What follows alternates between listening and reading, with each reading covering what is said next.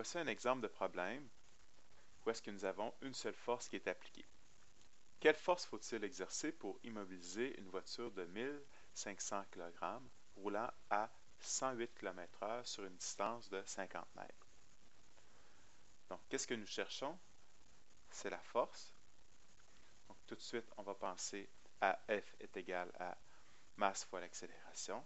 Donc, la masse, nous l'avons déjà, c'est 1500 kg, sauf que nous n'avons pas l'accélération.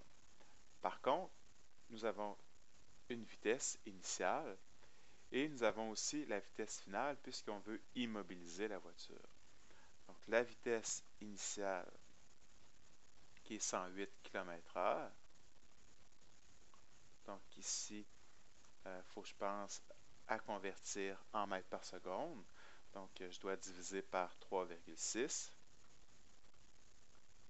Donc, nous obtenons une vitesse initiale qui est de 30 mètres par seconde et une vitesse finale, puisque la voiture va être immobilisée, qui est 0 mètres par seconde.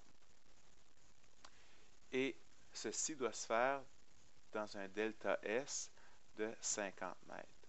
Donc, on veut que le déplacement pendant ce ralentissement-là se fasse sur 50 mètres. Donc, avec ces informations-ci, donc la vitesse initiale, la vitesse finale, le delta S, nous devons être capables de trouver l'accélération. Donc, on peut regarder dans nos formules. Donc, nous avons VI, nous avons VF, nous avons delta S, nous cherchons A. Donc, tout de suite, on va penser à la formule qui est ici. VF au carré est égal à VI au carré plus 2A delta S.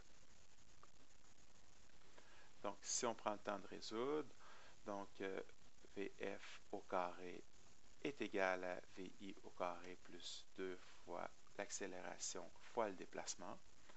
Donc, 0 au carré est égal à VI au carré, 30 au carré, 900, plus 2 fois l'accélération fois le déplacement, qui est de 50.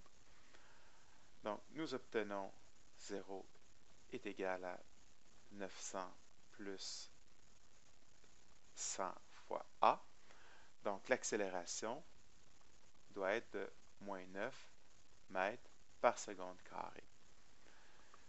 Donc, il reste ensuite à appliquer F est égal à MA.